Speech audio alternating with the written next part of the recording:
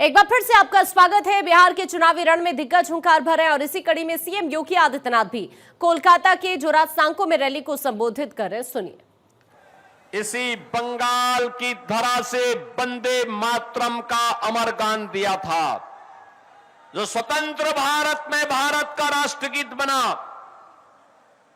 भारत का राष्ट्रगीत, और मेरा मानना है वंदे मातरम अगर भारत की आजादी का अमर मंत्र बना, कोई कारण नहीं जब वंदे मातरम गीत के 150 वर्ष पूर्ण हो रहे हैं तो बंगाल को टीएमसी की गुलामी से भी मुक्त होने का एक अवसर आप सबके सामने है।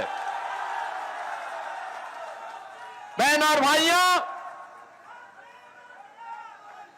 बंगाल अपनी सस्य श्यामला मातरम वंदे मातरम की पावन धरा है। यहां पर उर्वरा भूमि, प्रचुर जल संसाधन और प्रतिभाशाली नौजवान, मेहनत कश अन्नदाता किसान, यहां का उद्यमी और यहां का व्यापारी मेहनती है, परिश्रमी है, पुरुषार्थी है। क्या नहीं था बंगाल में? यह देश जब आजाद हुआ था, भारत की अर्थव्यवस्था में बंगाल का योगदान सर्वाधिक हुआ करता था। पूरा देश रोजगार के लिए बंगाल की तरफ आता था। नए शोध होते थे, इनोवेशन होते थे, ज्ञान की धरा थी। पहले कांग्रेस ने लूटा, फिर कम्युनिस्टों ने नोचा और 15 वर्षों से टीएमसी के गुंडे बंगाल को कंगाल बनाने के लिए सारे के सारे यत्न कर रहे हैं। बहन और भाइयों, बंगाल आज बदहाल है। जो ज्ञान की धरा थी, आज वो बेरोजगारी के अंधकार में भटकती हुई दिखाई दे रही है। अन्नदाता किसान बदहाल है, उद्योग बंद हो रहे हैं। पिछले 10 वर्ष के अंदर 7,000 से अधिक बड़े उद्योग बंगाल के बंद हुए हैं। हजारों एमएसएमई यूनिट बंद हो गई है। 30 लाख से अधिक नौजवान यहां बेरोजगार हुआ है। लेकिन टीएमसी है और वो ममता दीदी है कि किसी की सुनने वाली नहीं है। उनके कानों में जू नहीं रेंग रहा है। बुआ भतीजे दोनों बंगाल को पूरी तरह यहां के अस्तित्व को समाप्त करना चाहते हैं। आपने देखा होगा कोलकाता का मेयर क्या बोलता है, कहता उर्दू चलेगी यहां, उर्दू। और हम तो आज कहने के लिए आए हैं, बंगाली अस्मिता के साथ कोई माई का लाल खिलवाड़ नहीं कर सकता है, कोई खिलवाड़ नहीं कर सकता है। और इसके लिए जो आज कहते हैं, जो लोग टीएमसी के लोग बंगाली अस्मिता के साथ खिलवाड़ कर रहे हैं, उनको बताने की आवश्यकता है कि बंगाल की पहचान काबा से नहीं है। बंगाल की पहचान तो मां काली बाड़ी से है, मां काली बाड़ी से। यहां की पहचान वही उसी से है। बहन और भाइयों, आप मुझे बताइए क्या हो रहा है बंगाल में? धड़ल्ले से गौहत्या होती है। भगवान राम के नाम से चिढ़ है ममता दीदी को। दुर्गा पूजा के समय परमिशन नहीं मिलती है, शोभा यात्रा निकालने पर प्रतिबंधित करती है। यहां पर दुर्गा पूजा के समय कर्फ्यू लगता है। बहन बेटियां सुरक्षित नहीं है, व्यापारी सुरक्षित नहीं है। टीएमसी के गुंडे उनसे गुंडा टैक्स वसूली करते हैं। और इसीलिए मैं कहने के लिए आया हूं, बहनों और भाइयों, जो अराजकता यहां पर देखने को मिल रही है, इसी प्रकार की अराजकता 2017 के पहले यूपी के अंदर भी हुआ करती थी। उपद्रव था, कर्फ्यू था, दंगा था, गुंडा था, और हर व्यक्ति को गुंडा टैक्स टीएमसी की ही सहयोगी दल समाजवादी पार्टी को देने, उनके गुंडों को देने के लिए मजबूर होना पड़ता था। बहनों और भाइयों, यूपी में कोई राम नाम उस समय लेता था तो उस पर डंडे और गोली चलते थे। यूपी में विकास ठप था, ऐसे अंधकार था। और आज यूपी में आप जाइए, यूपी उपद्रव नहीं है। आज यूपी में उपद्रव नहीं है, उत्सव है, उत्सव। कहीं रामनवमी का उत्सव, कहीं श्री कृष्ण जन्मोत्सव का उत्सव, कहीं पर कांवड़ यात्रा का उत्सव, कहीं दुर्गा पूजा का उत्सव, कहीं सरस्वती पूजन का उत्सव है। आज यूपी के अंदर अराजकता नहीं है। आज तो उत्तर प्रदेश के अंदर राम राज्य की एक नए युग में उत्तर प्रदेश के लोग जी रहे हैं।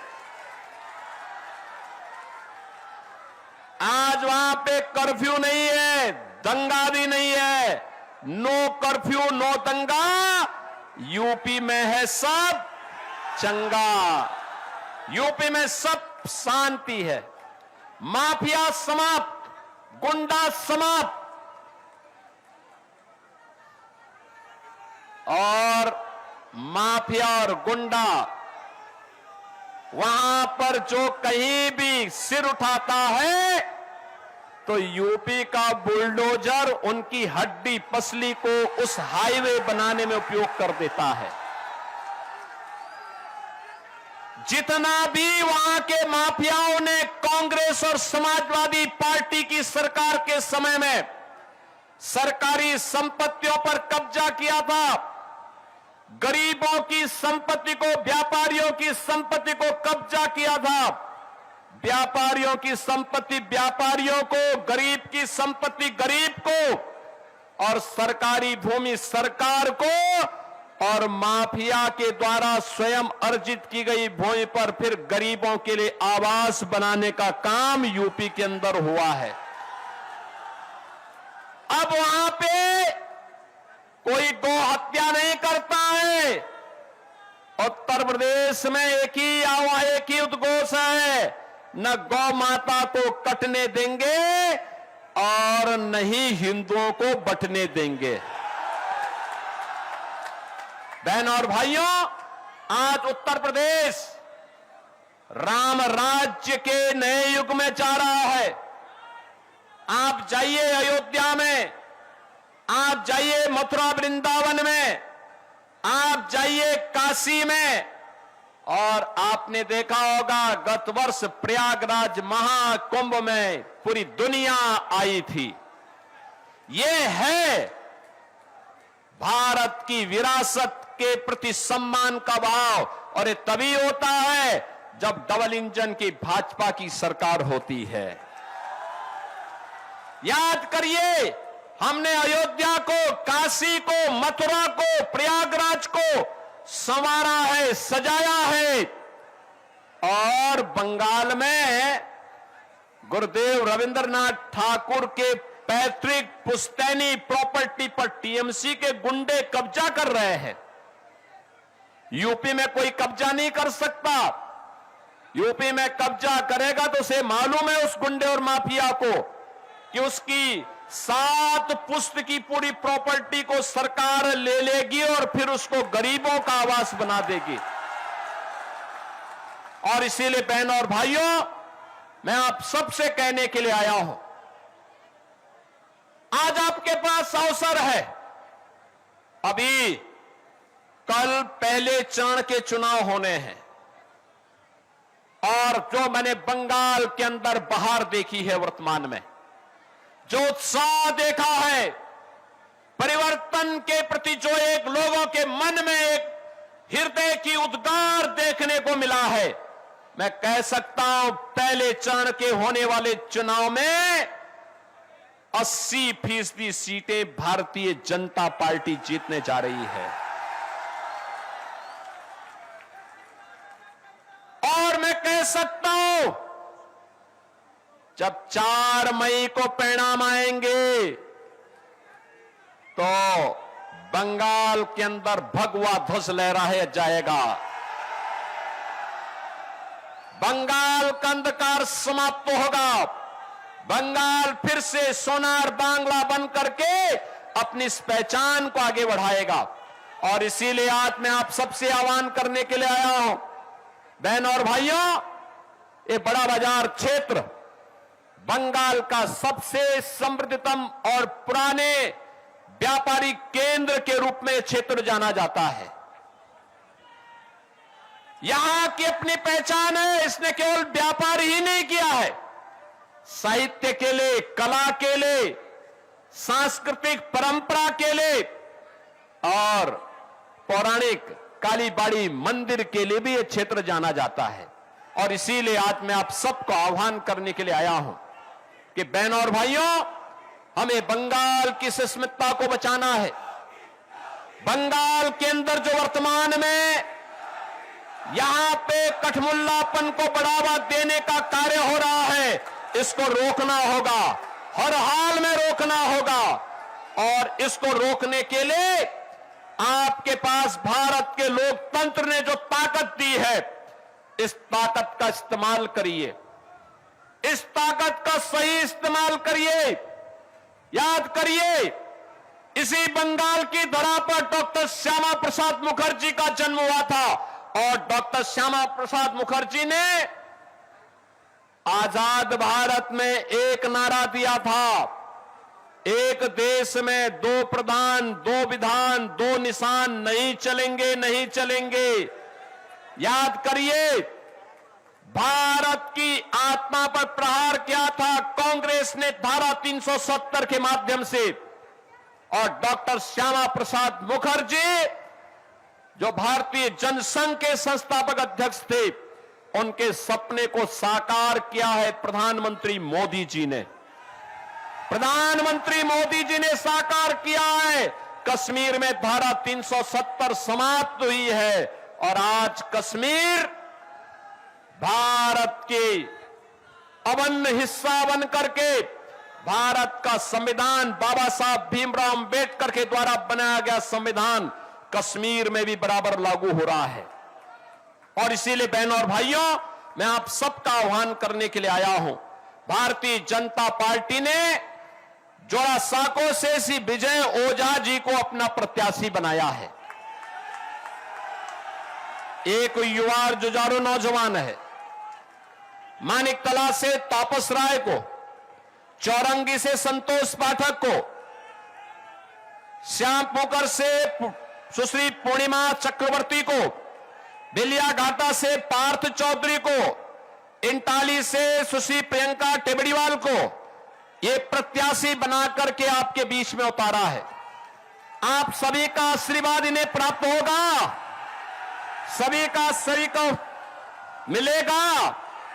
दोनों हाथ उठा करके बोलो, दोनों हाथ उठा करके आशीर्वाद दो। आशीर्वाद मिलेगा ना? बहनों और भाइयों, मैं आपसे कहना चाहता हूं, ममता दीदी बोलती है कि खेल अकेला होवे, बोलती है ना, लेकिन हम बोलना चाहते हैं, ए बार खेला शेष। मैं कहूंगा ए बार खेला शेष, आप बोलेंगे उन्नयन शुरू। ए बार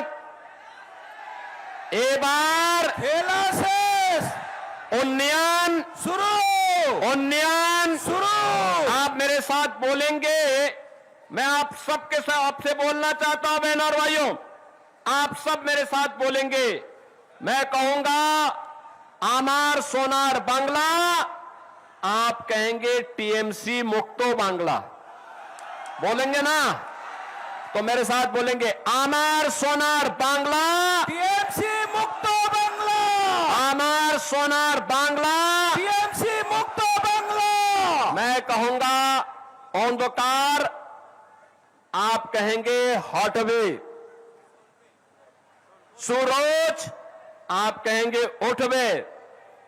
कोमल, आप कहेंगे खिलवे।